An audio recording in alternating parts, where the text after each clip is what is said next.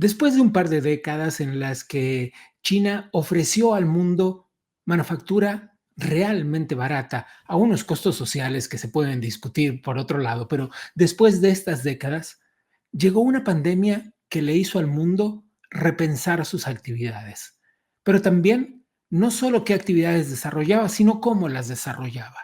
Entonces, el mundo industrial y comercial comenzó a redistribuir sus funciones y nació un concepto, el nearshoring. Era necesario cruzar el mundo con todos los costos que esto implicaba a cambio de bajar un pequeño porcentaje la mano de obra en la producción. ¿Qué pasaba si elegíamos a los vecinos? ¿Qué pasaba si contábamos con los que teníamos alrededor para repensar las cadenas productivas? Eso es lo que está sucediendo ahora. Eso se llama nearshoring y eso es el nuevo fenómeno. Es la olla de las monedas de oro al final del arco iris. Eso es lo que está sucediendo en América como una forma de relanzar la economía regional. De eso vamos a hablar en el programa del día de hoy. Y vamos a hablar de eso porque resulta que se ha convertido en una oportunidad de oro para los países más grandes de la región, con la consecuencia fenomenal que esto podría implicar para el relanzamiento, para el renacimiento de una América muy golpeada. Empecemos, pues, por hablar con Carlos Díaz Rosillo, el director fundador del Adam Smith Center for Economic Freedom en la Florida International University, que nos explica puntillosamente, minuciosamente, las oportunidades que tenemos para hacernos de esta olla de oro al final del arco iris, pero también los escollos que debemos soltar.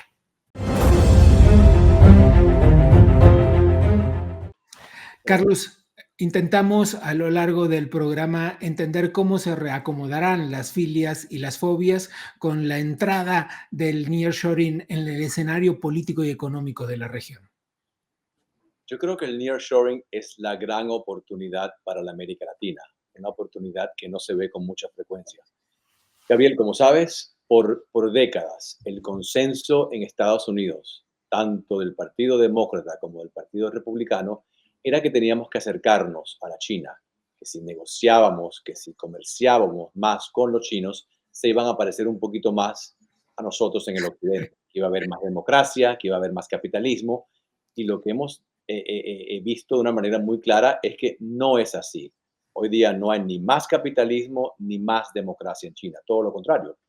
Y por eso es uno de los pocos temas en donde hay acuerdo entre ambos partidos en Estados Unidos de que hay que tratar de cambiar este outlook hacia China, y por eso es que hay un gran esfuerzo de parte del gobierno americano en incentivar a empresas americanas que se fueron a China por la mano de obra hace muchas décadas para que regresen idealmente desde el punto de vista americano a Estados Unidos, pero como sabemos, por cuestión del costo de la mano de obra, temas regulatorios, no es siempre factible, pero que por lo menos regresen al vecindario, que regresen a áreas más cercanas, tanto ideológica como políticamente, a los Estados Unidos. Y por eso que la América Latina tiene esa gran oportunidad de ver que empresas americanas puedan traer sus inversiones de la China a la América Latina. Y hay países que lo están haciendo muy bien, que tienen una estrategia muy coherente, y otros que creo que están desperdiciando esa oportunidad.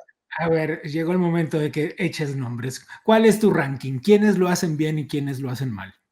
Yo creo que un país que lo está haciendo particularmente bien en este sentido es la República Dominicana. El gobierno del presidente Abinader tiene una estrategia muy coherente, muy deliberada, muy inteligente de dar todo tipo de beneficios tributarios, fiscales, para que empresas se relocalicen en la República Dominicana. Y no solamente las industrias tradicionales, agricultura, ¿no? De la República Dominicana, sino en otras diversas industrias. Creo que lo están haciendo particularmente bien. Un país que creo que a nivel nacional, a nivel federal, lo está haciendo bastante mal, es el gobierno del presidente López Obrador. Que si bien Podría México, ser una oportunidad de oro porque es el que está pegado. totalmente, creo que es la gran oportunidad para México, y si bien México se ha beneficiado del nearshoring, no ha sido gracias a las políticas de López Obrador, sino a pesar de las políticas de López Obrador, porque hay algunos gobernadores, sobre todo en el norte, que lo están haciendo bastante bien y que se están aprovechando, en el mejor sentido de la palabra, de este momento histórico. Ahora con las elecciones de México, con un cambio de gobierno, creo que es una gran oportunidad para que a México, no solamente a nivel estatal, sino también a nivel federal, se aproveche de esta oportunidad porque tiene todo para poder hacerlo. No solamente una mano de obra inteligente, preparada, sino también la cercanía con Estados Unidos, la cercanía ideológica, la cercanía física. Yo creo que para México esta va a ser la gran oportunidad. Este es el gran momento de México si el nuevo gobierno se aprovecha de la situación y sabe cómo atraer esas inversiones a México. Cuando hablaste del reacomodo necesario desde Estados Unidos, implica también hacer una evaluación de cuál ha sido la postura de Estados Unidos y de qué manera ha sido protagonista o no de ese cambio necesario en la región. Yo creo que ahí los Estados Unidos ha fallado. Te digo por qué. Ha dejado un vacío muy, muy importante. Cuando conversamos con diferentes líderes de la región y le preguntamos por qué se han acercado a China, por qué han establecido relaciones comerciales tan grandes con China, como sabes muy bien, hoy día China es el socio comercial número uno de casi todos los países de la América Latina. Y si sacas a México, cuyo socio comercial Sí. número uno es Estados Unidos, es el socio comercial número uno de la América Latina. Y los Estados Unidos ha dejado ese vacío. Los países, los gobernantes dicen que prefieren obviamente que sean inversores americanos los que lleven esa inversión. Pero ¿qué sucede? Muchas veces esos inversores están ausentes, no toman parte del proceso de licitación y han dejado un gran vacío que los chinos, de una manera muy inteligente, han podido llenar y por eso han comprado a media América Latina. Y los Estados Unidos creo que tiene gran culpa porque no ha dicho, aquí estamos, somos una fuerza importante, somos la primera potencia del mundo y no ha incentivado a sus empresarios, a sus grandes fuerzas que manejan la economía, a que inviertan en la América Latina. Y yo creo que esa es una gran oportunidad para que los Estados Unidos regrese a ser el socio comercial, no solamente de uno u otro país en la América Latina, sino de toda la América Latina. Bueno, México le ganó el año pasado a China su primer lugar en la relación comercial con Estados Unidos, lo que promete cierto buen augurio, digamos. Pero justamente en esto que tiene que ver con la relación comercial entre Estados Unidos, entre las grandes potencias y los países de Latinoamérica, hay un par de cosas que entran en la balanza y no siempre para bien, Carlos. Una de ellas es el Estado de Derecho, las regulaciones, las enormes regulaciones que hay y algunas veces el no cumplimiento de esas regulaciones, y ahí entra justamente el Estado de Derecho. ¿Cómo es visto esto desde Estados Unidos con una perspectiva comercial? Así es, mira, los empresarios no van a exigirle a ningún gobierno que les garantice que su inversión rinda frutos. Pero lo que sí puede exigir es que se cumplan las leyes, que haya Estado de Derecho, que haya seguridad jurídica y seguridad física, que se sepan que las leyes se van a cumplir como se deben de cumplir según cada constitución, según lo que dicta cada Congreso, y también seguridad física, que si una empresa se va a relocar en un país latinoamericano, que se aseguren que los empleados puedan ir del trabajo a su casa sin miedo a ser secuestrados, por ejemplo. Exacto, justo cuando te planteaba un par de escenarios, uno era la seguridad jurídica, el Estado de Derecho, y el otro caso es la seguridad, los temas de seguridad nacional. En el caso de México, ese es particularmente un tema a tener en cuenta, ¿no? Así es, y cuando hablas con empresarios americanos y les comentas de las grandes oportunidades que hay en América Latina, y ciertamente hay muchísimas oportunidades en todo el continente, te dicen algo parecido a lo siguiente, ¿no? ¿Por qué voy a dejar de invertir en un lugar donde, aunque ideológicamente no esté de acuerdo con el gobierno me garantiza ciertas seguridades y irse, y utilizan muchas veces un término peyorativo que es repúblicas bananeras? ¿Por qué me voy a ir a unas repúblicas bananeras donde cada vez que cambia el gobierno, que en muchos casos cambia con mucha frecuencia, cambian todas las leyes y el gobierno no me garantiza la seguridad jurídica que yo necesito para poder saber que mi inversión va a estar segura?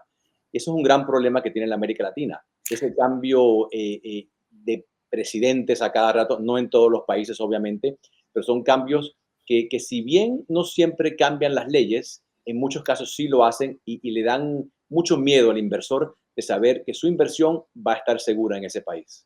Hablando de cambios de presidentes, te tengo que llevar sí o sí a esta pregunta. Hay elecciones este año en Estados Unidos y muy posiblemente un cambio de presidente. Está, recordemos, Biden compitiendo por su reelección y todo indica que Donald Trump vuelve al ruedo.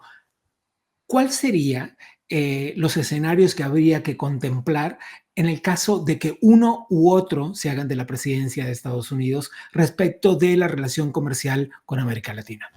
Mira, te hablo del caso que conozco más, que sería el caso del presidente Trump. Yo creo que ahí va a haber una gran oportunidad de restablecer el liderazgo americano y parte de la clave aquí va a ser hacer que quede muy claro que permitir que el gobierno de China comunista siga su marcha por toda la América Latina presenta un peligro no solamente para los países latinoamericanos, sino para la misma seguridad de los Estados Unidos. Para el presidente Trump creo que el tema de China va a ser número uno y en el caso de Latinoamérica no solamente el tema de China, sino el tema de la migración. Asegurarse de que los países promuevan una migración legal, ordenada y no hay mejor manera de lograr eso que crear las condiciones en la América Latina para que la gente se quede en sus países. Yo estoy convencido que la mayoría de la gente se quiere quedar en sus países. No lo hacen por el desespero, por el hambre, por la inseguridad y migran por esas razones. Entonces yo creo que ahí el sector privado tiene una gran oportunidad de ayudar no solamente al crecimiento de los países latinoamericanos, sino de poder ganar mucha plata, porque en América Latina hay muchas oportunidades de ganar buena plata de una manera honesta, de una manera seria, pero los países latinoamericanos tienen que poner de su parte y tienen que dar todas esas seguridades que un empresario va a exigir para poder traer su empresa desde muy lejos hasta nuestro vecindario. El mundo se conmociona con guerras que nos entristecen a todos, Carlos. México, Estados Unidos y Canadá conforman la zona comercial más grande del mundo. Este es un hecho concretísimo, dado su acuerdo comercial, el Tratado de Libre Comercio que existe entre los tres países. En un mundo que, como te decía, se conmociona con estas guerras, ¿eso es una ventaja? Totalmente, mira, es una zona pacífica, una zona donde el comercio puede entrar y salir libremente, pero es un tratado de libre comercio que ahora se va a renegociar. Acordémonos que no es un tratado indefinido, va a haber una renegociación y ahí yo creo que es muy importante asegurarse de que se modernice, que se lleve a las necesidades actuales y que todos los países se beneficien. No solamente uno o el otro, sino los tres países se benefician. Pero es una gran oportunidad. Es un tratado de libre comercio que es en realidad la envidia del mundo. Claro. Hay que aprovecharse de esa situación y asegurarnos de que no solamente sea con México y con Canadá, sino con otros países latinoamericanos, siempre y cuando se den las condiciones. Y esas condiciones no se van a dar de la noche a la mañana. Los gobiernos latinoamericanos tienen que poner de su parte y tienen que asegurar, como dije anteriormente, que todas las seguridades requeridas, no solamente por el gobierno de Estados Unidos, sino por los mismos empresarios, se cumplan. La última, antes de terminar, justo porque pusiste el tema sobre la mesa hace unos minutos y se me ocurre que ante la negociación de este tratado de libre comercio, la presencia china y las sociedades que ha trazado a lo largo de Latinoamérica será sin duda un tema ríspido en esta negociación. Mira, totalmente. Y lo que estamos viendo es que el gobierno de China actualmente está tomando ventaja de algunos pequeños hoyos que hay en este tratado, traen productos, los llevan a México y de México pasan a Estados Unidos como si fueran productos mexicanos. Se saben Ahí que les hablan productores de acero. así es. Y de una manera muy peligrosa, no solamente productos beneficiosos para la sociedad, sino también drogas, fentanilo. Eh, eh, Mucha de esa droga viene de China y entra por México. Así que esa renegociación va a tener que cerrar esos pequeños hoyos para asegurarnos que si en realidad un producto llega a Estados Unidos como mexicano, que sea 100% mexicano y que no venga de China. Es Carlos Díaz Rosillo, el director fundador del Adam Smith Center for Economic Freedom. Carlos, gracias como siempre. Gracias a ti.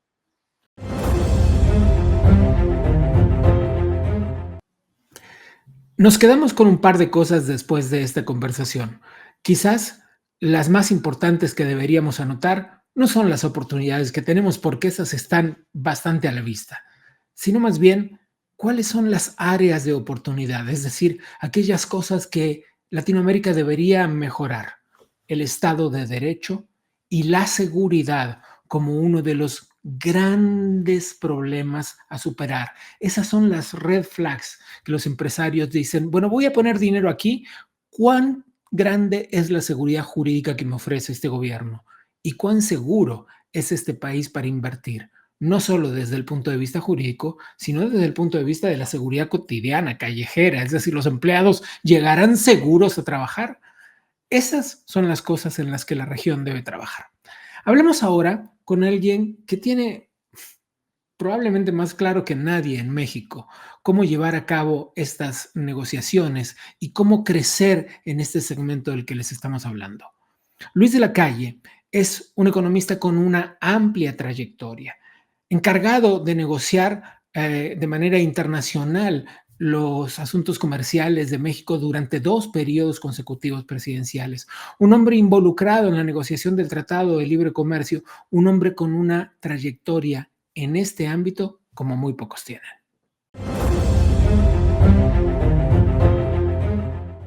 ¿Es México el gran ganador en este proceso de relocalización de las empresas?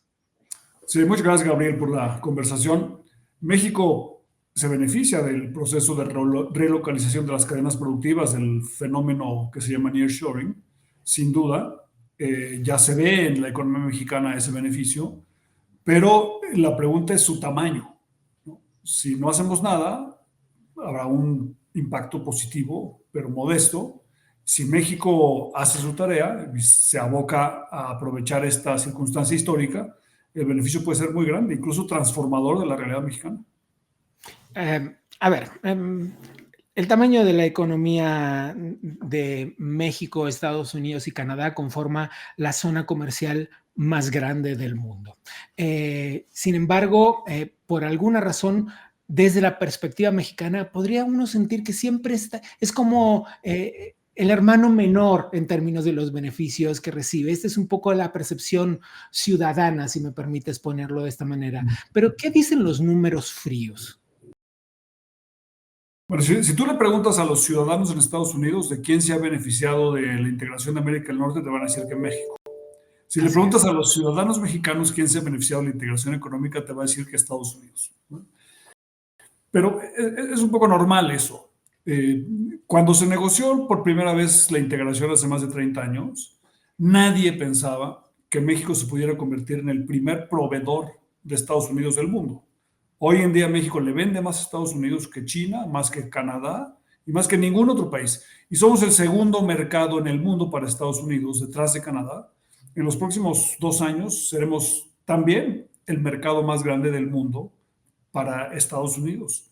Y eso tampoco se podía haber previsto, ¿no? Entonces México pasó de ser un error de redondeo en las cifras económicas de Estados Unidos a ser un actor relevante en Estados Unidos. Pero hay una subestimación del lado mexicano del potencial y digamos, de la competitividad que tiene México.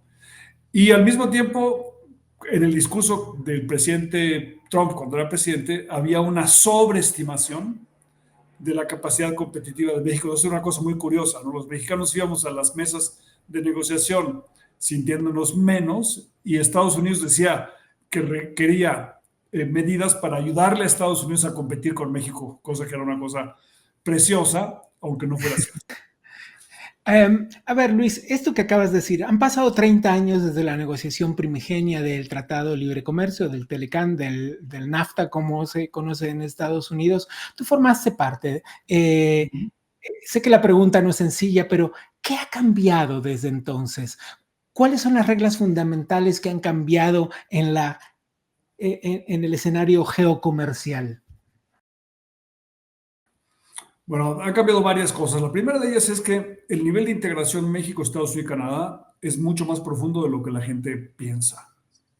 O sea, si nosotros cerráramos la frontera México-Estados Unidos 2 días, la industria de Estados Unidos, en todo Estados Unidos, se pararía.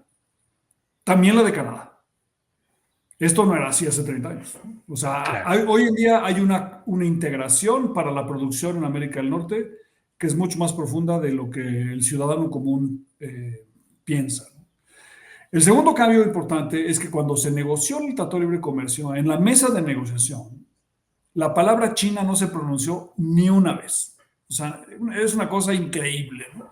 Que en 1992, cuando se negoció el tratado, no previéramos que la transformación que estaba sufriendo la economía china bajo Deng Xiaoping fuera a cambiar el mundo. Después, México tuvo, por supuesto, de la implementación del tratado, un crecimiento exponencial en su comercio, hasta que China entró a la OMC en el año 2000. Ahí tuvimos una pausa de más o menos 9 años. Y después, en México empezó a crecer otra vez en su participación de mercado en Estados Unidos de una manera muy importante. Entonces, ¿qué es lo que ha cambiado? Uno, que el nivel de integración es más profundo. Dos, el papel de China. Y China ha tenido 3 fases que influyen muchísimo en el comportamiento de México y Estados Unidos. La primera de ellas fue mudar gente del campo a la ciudad, de la agricultura a la industria, y volverse grandes exportadores. La segunda fase de la economía china, después de la crisis económica del 2008, fue crecer con base a el cemento y el acero. Grandes proyectos de infraestructura de transporte, aeropuertos, puertos, carreteras, trenes rápidos, ciudades enormes, muchas de ellas vacías, pero una gran explosión de la infraestructura y de los bienes raíces. Esas 2 primeras fases, la de manufactura, exportación e infraestructura, tienen rendimientos decrecientes, y la economía china está ahora en una tercera fase, que es ver hacia adentro. Entonces, China está perdiendo participación de mercado en Estados Unidos, no solamente por las fricciones comerciales con Estados Unidos, sino porque hay un cambio interno en la economía china, y eso es lo que produce el fenómeno del nearshoring, la diversificación de riesgo chino visto desde Occidente, y el cambio interno dentro de China, que también es una fuerza muy importante que hay que considerar. Entonces, eso es lo que ha cambiado. Y 2 cosas más. La primera fase del tratado estuvo basada en el éxito de la manufactura. O sea, México se convirtió en un gran productor de manufactura con Estados Unidos. La segunda fase fue México penetrando la agricultura con Estados Unidos, ¿no? Una integración agrícola muy importante. El año pasado terminamos con 27% de participación de mercado, el primer proveedor de Estados Unidos de productos agropecuarios. Canadá es el segundo con 12. Tenemos un poco de contexto porque desde México esto está muy claro, pero aguacates, jitomates, mangos, limones, son productos que se compran en Estados Unidos que se producen en México. Sí, bueno, todas las frutas, todas las hortalizas. Cuando se negoció el tratado, todo el mundo nos decía, no, hombre, el sector de los frutos rojos, los berries que se dicen en Estados Unidos, Canadá y Estados Unidos van a arrasar a México. Bueno, ahora vas a un supermercado en Estados Unidos y el arándano y la grosella y la frambuesa son mexicanas, ¿no? Pero no solamente eso, México lleva ya 6 años seguidos con superávit comercial en exportación de carne de res con Estados Unidos, que uno hubiera pensado también impensable hace unos años, ¿no? Entonces, ha habido un cambio muy importante, y lo más interesante es que la tercera fase de la integración comercial va a seguir creciendo en la manufactura, va a seguir profundizándose en la agricultura, pero la siguiente fase es tecnológica. Entonces, la gran pregunta es si México tiene la capacidad de subirse a la ola del cambio tecnológico, de la economía digital, porque la competencia con China ya no es por el déficit comercial, sino por el liderazgo tecnológico en el mundo.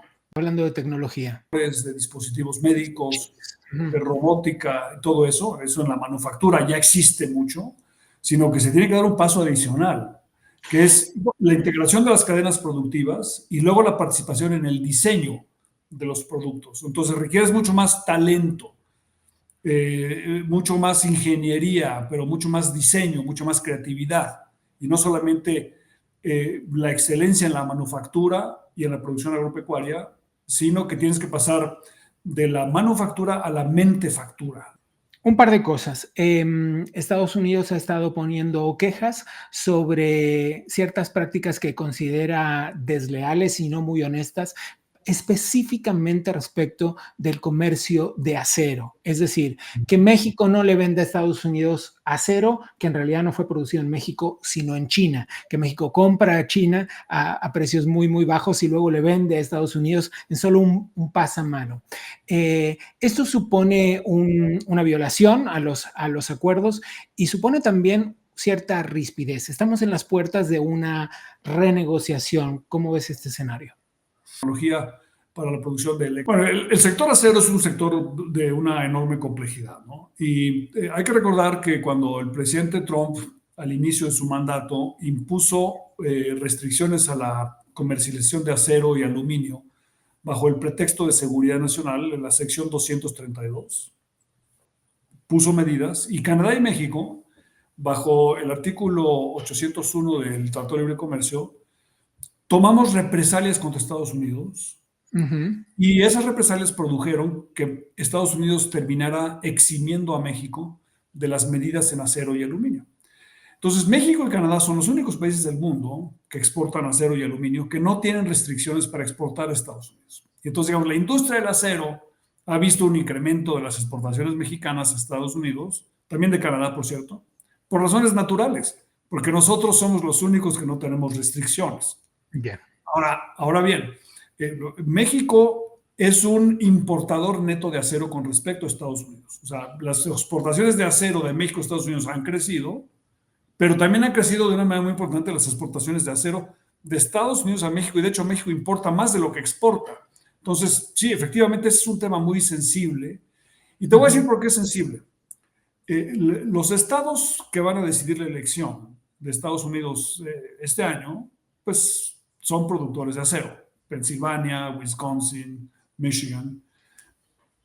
Y bueno, eso explica quizá un poco la presencia de ese tema tan importante, pero Estados Unidos ha cumplido su palabra de no ponerle a México y a Canadá restricciones. Lo que le ha pedido a México es que tengamos un seguimiento, un monitoreo para evitar esa triangulación de la que tú hablas y que, bueno, sería obviamente no apropiado. Dos cosas para terminar. La primera de ellas tiene que ver con la política y no con la economía, pero ya sabemos que son un matrimonio mal habido, la política y la economía. Son las decisiones políticas, tanto del presidente Biden como del presidente Obrador, las más atinadas a la hora de mejorar, enaltecer, aceitar las relaciones comerciales?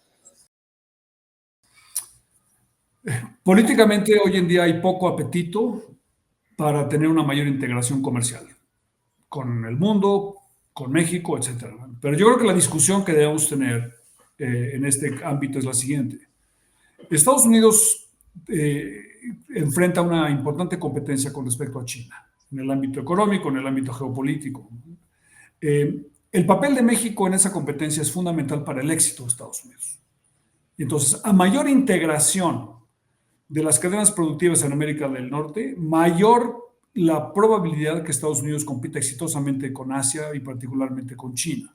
Entonces, lo que le conviene a América del Norte es un México competitivo, ¿no? Y por eso es importante también que Estados Unidos le exija a México el cumplimiento con el tratado, pero un ambiente donde la inversión se puede realizar con la confianza de que los productos finales van a poder cruzar la frontera México, Estados Unidos y Canadá sin restricciones. Porque eso es lo que nos va a hacer potentes en la competencia de los bloques regionales en el mundo. ¿Ha descuidado Estados Unidos esta relación con Latinoamérica? Sí, no, sí, sin duda. Estados Unidos, digamos, en las últimas negociaciones que ha hecho Estados Unidos en los últimos 20 años, no ha dado ninguna concesión. O sea, Estados Unidos no tiene el capital político para o poner concesiones en una mesa de negociación. La última vez que lo hizo fue en la negociación con México en 1993. Entonces, sí, Estados Unidos tiene, digamos, una pausa en el liderazgo, una larga pausa en el liderazgo en materia comercial, que es importante que algún día retome, porque el éxito de Estados Unidos está no solamente en jugar defensivo en materia de comercio exterior, sino en jugar ofensivo, y México puede ser un compañero importante en ese propósito. Por último, los temas relacionados a la seguridad. Las estadísticas hablan por sí solas. Este ha sido un sexenio, un periodo presidencial en México particularmente violento en términos de las cifras de asesinatos, de desaparecidos. Estamos en vísperas de una elección. La serie de candidatos asesinados ha sido escandalosa. ¿Qué debe mejorar México en términos de seguridad jurídica y de seguridad cotidiana para que las inversiones sean más atractivas en este país? Mucho. O sea, México es hoy en día un país competitivo para las inversiones, ¿no? Es claro. O sea, vemos inversiones importantes que llegan a México, pero quizá lo que no nos damos cuenta en México es que si tuviéramos un Estado de Derecho, en el sentido de respetar los derechos de los demás, y un Estado de Derecho donde haya seguridad para las personas, para las mercancías, los montos de inversión que recibiríamos serían mucho más grandes. O sea, lo que es interesante es que a pesar de toda esta cobertura que mencionas en materia de seguridad, México sigue recibiendo montos importantes de inversión, pero eso solamente subraya la tremenda competitividad que pudiera tener el país. Por eso, el comentario inicial. ¿De qué tamaño es el beneficio para México del nearshoring? Bueno, puede ser pequeño, de este tamaño, o puede ser de este tamaño, o sea, enorme, si México hace las cosas correctas, y una de ellas es precisamente el establecimiento del Estado de Derecho, incluida la seguridad de las personas y las mercancías. Absolutamente. Ese quizás sea el punto más débil. Tenemos otros, ¿no? En materia de energía, en materia de logística y otras que se pueden resolver, porque se pueden además resolver viéndolos como un negocio, pero en materia de seguridad y establecimiento del Estado de Derecho, México tiene que crear las instituciones. Tenemos instituciones de tercer mundo para combatir crimen de primer mundo. Entonces, la opción para México es, como el crimen no va a bajar del primer mundo al tercero, pues nosotros tenemos que subir poco a poco, toma tiempo, del tercero al primero en materia de... Es el economista Luis de la Calle, desde México. Mil gracias. Encantado de estar contigo, Gabriel. Claro que cuando se habla de nearshoring, como les dije, la cercanía es el punto a trabajar. Pero ¿qué pasa con los países que están incluso geográficamente aislados? ¿Deben trabajar con los que están alrededor o también existe la posibilidad de que creen lazos más largos? Hablemos de Argentina, uno de los países más al sur en el globo terráqueo. Argentina ha estado durante varias décadas con una serie de regulaciones que hacían que su comercio internacional fuera francamente muy difícil. Padrones para importadores y exportadores, regulaciones interminables, impuestos en cada rincón de la actividad comercial del país. Eso, después de la llegada del presidente Javier Milei, tiende a desaparecer esta serie de regulaciones para hacer más sencillo el comercio internacional. No todo está dicho. ¿Por qué? Porque, bueno, Argentina necesita avanzar en términos legales y, como sabemos, en Argentina y en cualquier otra parte del mundo, cuando de regulaciones y asuntos legales se trata, es un proceso que requiere de enormes negociaciones políticas. Conversemos con Ramiro Castiñeira, un economista que forma parte del grupo de asesores económicos del presidente Milei. Ramiro, muchas gracias por aceptar esta conversación. No, por favor, gracias a ustedes por la invitación. En el contexto en el que el nearshoring se basa no solo en la cercanía, sino también en la igualdad de condiciones, es decir, en la reciprocidad, el contexto argentino es particularmente curioso porque saliendo de un periodo de gobierno kirchnerista con tantas y tantas y tantas regulaciones para la importación y para la exportación, el comercio internacional era una especie de juego chino casi inentendible desde el exterior. ¿Cómo ha cambiado eso con la llegada de Javier Milei? A ver, primer punto, era inentendible no solo para los extranjeros, era inentendible para los propios argentinos. Claro. Y algo que se pone en evidencia de que era inentendible o por lo menos inútil es que Argentina no crecía.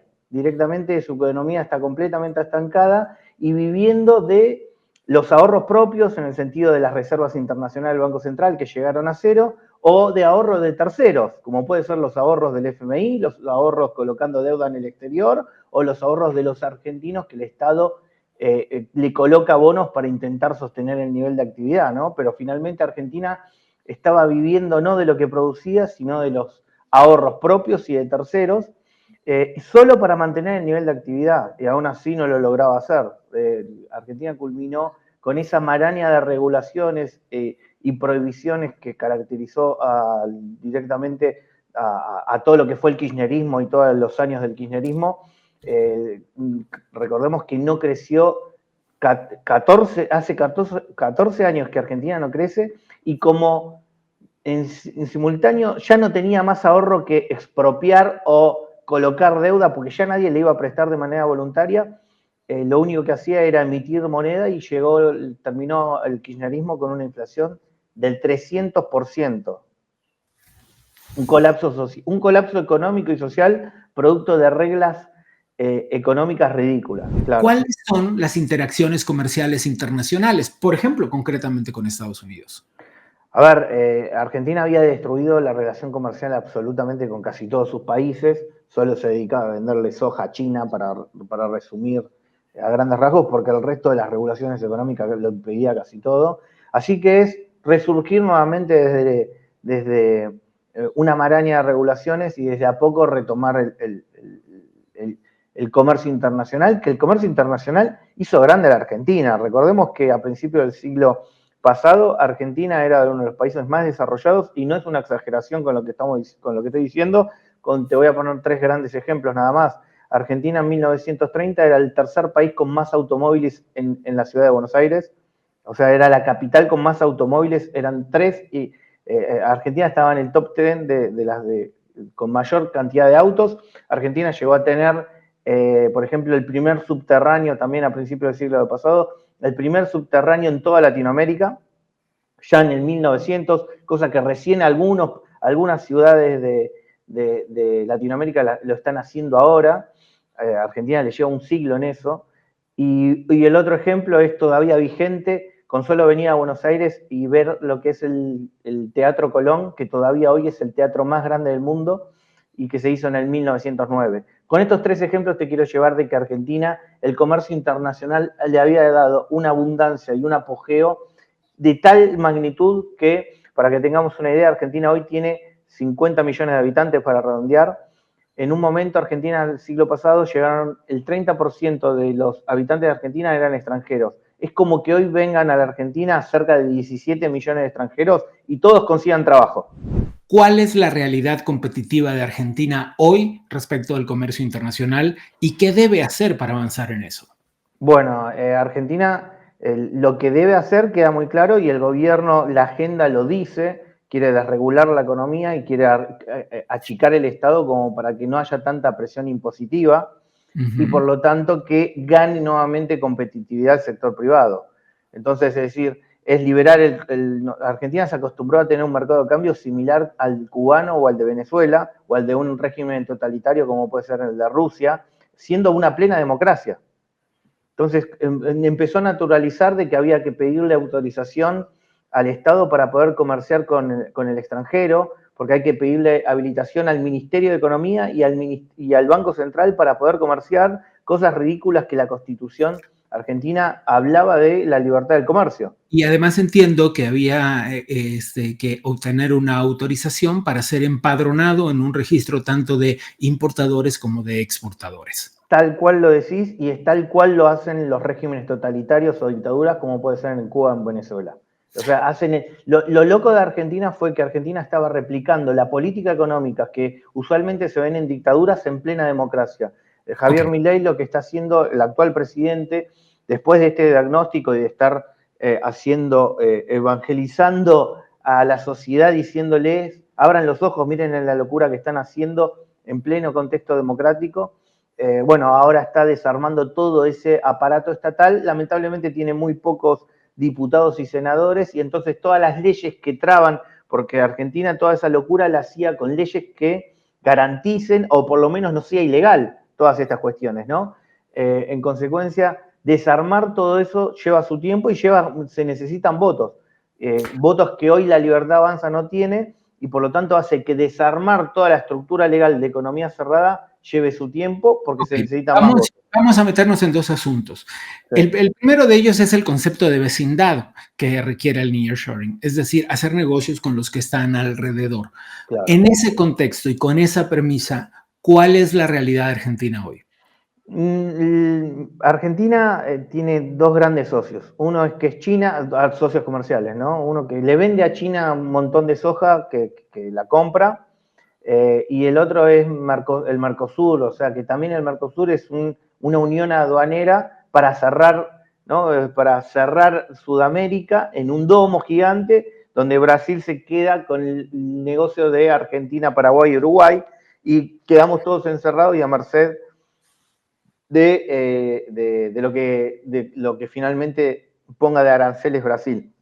O sea, Brasil es una economía cerrada también como Argentina, nada más que Argentina sobre eso le pone retenciones a las exportaciones, incluso al desdoblar el mercado cambiario hace que el tipo de cambio sea imposible de exportar. Entonces termina destruyendo todo su aparato exportador. Hoy el objetivo es unificar el mercado cambiario y finalmente liberarlo. Hoy salió el informe del FMI que ya se está hablando de los tiempos para ello. También se está hablando, al margen del FMI, que Javier Milei lo quiere hacer independientemente de lo que opine el FMI. De hecho, equilibrar las cuentas públicas para no tener déficit y no tener necesidad ni de emitir deuda ni de emitir moneda, también es algo que ya el presidente Javier Milei está avanzando en esa tarea. Y después el desarme por completo, por ejemplo, de todos estos registros que se habían hecho de importadores, exportadores, ya también se desarmaron. Pero bueno, se renace desde las cenizas, todo esto lleva su tiempo. Dos últimas para terminar. La primera de ellas es que Argentina sigue siendo una economía, o al menos en la actualidad lo es todavía, una economía basada en la venta de materias primas y no en la manufactura. En consecuencia, el valor agregado de los productos queda fuera del mercado argentino. ¿Hay un trabajo pendiente para hacer en ese camino? Hay que tener cuidado. A ver, lo que Argentina termina vendiendo nada más que materias primas porque todas las regulaciones e impuestos impiden ganar competitividad y ganar mercados en consecuencia. Entonces, toda la regulación que el Estado puso supuestamente para favorecer a la industria la termina destruyendo. De hecho, no hay economía más regulada y supuestamente que defienda a la industria argentina, entre comillas, que supuesta, porque por lo menos toda la arenga del peronismo es en base a ese sentido, y finalmente Argentina lo único que exporta es soja. Entonces todo termina siendo toda una gran mentira. Entonces, lo que hay que hacer es finalmente lo que hicieron. Argentina tiene que caminar por pasto pisado, en el sentido que tiene que copiar lo que fue exitoso en los países desarrollados, o incluso copiar su propio pasado. Cuando apostó al comercio internacional, Argentina se hizo rica. Y yo en lo personal no tengo duda de que si Argentina le vuelve a apostar al comercio internacional, nuevamente va a ser un negocio en Argentina. Ramiro, la última. Hablaste de una montaña de regulaciones. Esa montaña de regulaciones intentó ser tirada abajo por un decreto de necesidad de urgencia del presidente Milei. Ese decreto, al no haber sido tratado adecuadamente, sigue vigente. Pero si en algún momento es tratado y desmenuzado por las cámaras legislativas, ese decreto será fragmentado. Entonces, la pregunta concreta es, ¿cuáles son las posibilidades del gobierno de Javier Milei de deshacerse legalmente de esa montaña de regulaciones? Como bien lo decís, Argentina es una economía corporativa donde el Estado termina siendo cómplice de muchos empresarios o directamente testaferros del poder político, donde justamente hacen regulaciones para cerrar el mercado y hacer un mercado cautivo que se lo reparten entre el político, el testaferro o el amigo de turno. Evidentemente, un gobierno que quiera desarmar todo eso necesita, así como se tuvieron los votos para armar toda esa locura, se necesitan los votos para desarmarla. Incluso un DNU solo puede desarmar un DNU, pero un DNU no puede desarmar una ley. Entonces, es correcto. Por eso el punto es, el gobierno lo sabe y es muy consciente de esta limitación que tiene, y en consecuencia lo que está haciendo es, en estos 2 años, centrarse en equilibrar las cuentas públicas ¿no? Y matar la inflación. Vamos a pasar, según informes propios de Estados Unidos, como puede ser del JP Morgan o el Morgan Stanley, están ya proyectando para el año que viene una inflación del 30% para Argentina y un rebote económico cercano al 5%. Por lo tanto, va a poder, estos 2 años el gobierno va a buscar tener... Déjame traducir eso, permíteme antes de terminar traducir eso. 30% significaría que sería un 10% del volumen inflacionario que arrastraba cuando llegó a la presidencia, ¿correcto? Exactamente. El 5% después de 14 años de no crecimiento, claro que suena a montaña rusa hacia arriba, solo que el desafío es mantener el crecimiento argentino, porque el crecimiento después de la caída es un efecto natural en los vaivenes económicos. Sí, pero esos vaivenes Argentina no crece hace 15 años, así que ese 5% va a ser como agua en el desierto. Totalmente. Y bajar la inflación al 30% después de que la sociedad estuvo al borde de una hiper, viviendo hoy actualmente la tasa interanual es 300. Ok. ¿No? Hay un socio, ahora sí. Te cierro la idea, porque yo te decía que los primeros 2 años es centrarse en acomodar la macroeconomía, y los siguientes 2 años, si se logra acomodar la macroeconomía, se van a obtener más votos en el Congreso, puede duplicar la cantidad de diputados y la cantidad de senadores que tenga la Libertad Avanza, y por lo tanto ahí sí tener los votos necesarios para desarmar todas las leyes que lo único que buscan es controlar la macroeconomía. Ok, entonces la apuesta es la vía política por el camino económico en las elecciones de medio término que se llevarán a cabo el año próximo. Exactamente. Ramiro Castiñeira, economista desde Argentina. Muchas gracias. Por favor. Me quedo con un par de cosas para el cierre de este tema el día de hoy. ¿Es esta una oportunidad de oro? En efecto, lo es. Sin embargo, todos los involucrados tienen que hacer un enorme esfuerzo para que sea posible. Desde Estados Unidos y Canadá hasta Argentina, hay un continente entero de responsabilidades por cubrir.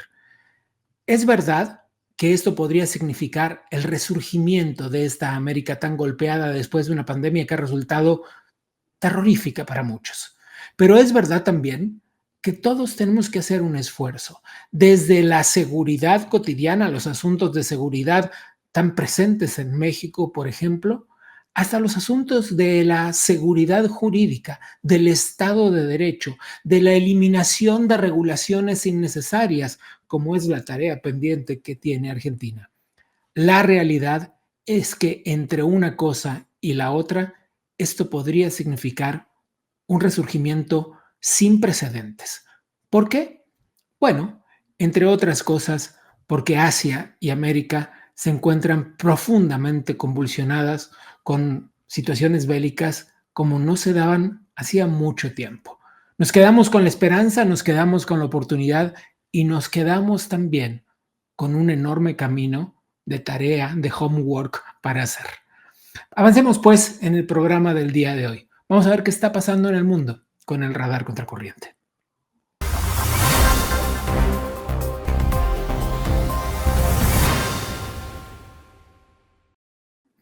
Hemos estado hablando de relaciones comerciales durante todo el programa. De lo que no hablamos es de la guerra comercial a lo largo del programa.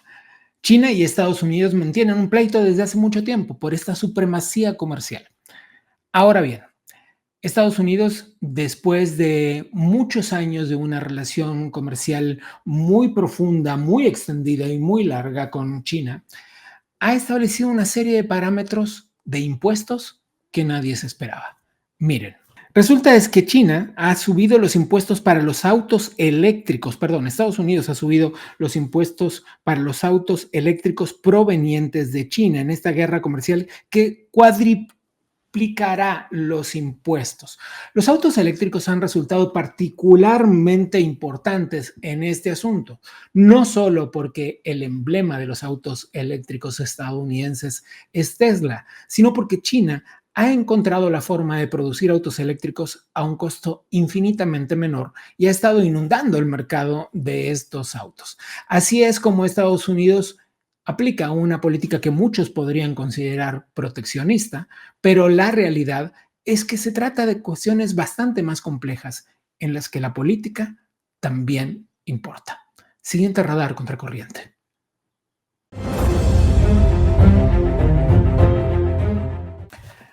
Hablábamos de Argentina a lo largo del programa y sobre los enormes desafíos que tiene y sobre esta esperanza que muchos organismos económicos internacionales albergan en las medidas que ha tomado el presidente Javier Milei. Pues bien, esas medidas han resultado unas medidas de choque, como muchos llaman, pero los resultados están a la vista. Veamos cómo se ha comportado la inflación desde que el presidente Milei llegó a la presidencia argentina. En diciembre del año pasado, la inflación llegó al 25.5%, una cifra escandalosa, una cifra que llevaba a la inflación acumulada a viajar a más de 1000% anual. Las medidas que había que tomar eran drásticas, pero en enero la inflación bajó de 25.5 a 20.6 y en febrero a 13.2 y en marzo a 11 y abril cerró nada más y nada menos con la cifra de 8.8, el tan esperado un dígito que Argentina necesita para reencaminarse, que los argentinos necesitan para reencaminarse. Han sido momentos muy complicados, han sido momentos muy duros, pero la realidad es que los economistas que estudian estos procesos de largo aliento en el mundo albergan muchas esperanzas. Precisamente los países que efectuaron estas medidas de choque, como pasó, por ejemplo, en la disolución de la Unión de las Repúblicas Socialistas Soviéticas, fueron precisamente esos los que utilizaron esas medidas más duras, más drásticas, los que más rápido y mejor se recuperaron. Todos los faroles del mundo están puestos en este experimento económico en Argentina. Veamos qué sucede. El presidente Milei tiene enormes desafíos por delante que no solo son restablecer la economía del país, sino también pacificarlo políticamente. Bueno, hasta aquí el radar contracorriente. Vamos a echar un ojo a ver qué está pasando puertas adentro del Adam Smith Center for Economic Freedom. Estos son los highlights.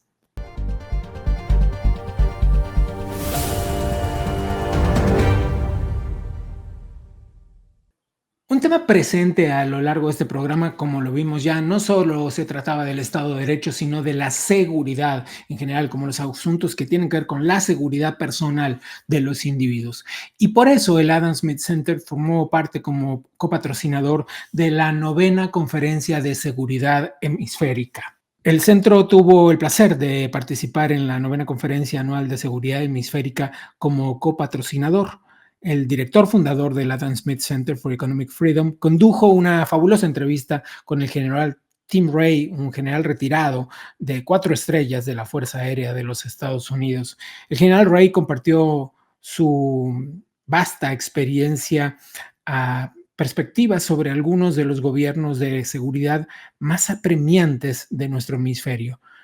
Es preciso también dar un especial agradecimiento al Gordon Institute por invitarnos a copatrocinar este excelente evento con diversos paneles sobre amenazas en el ciberespacio, tecnologías emergentes y seguridad económica.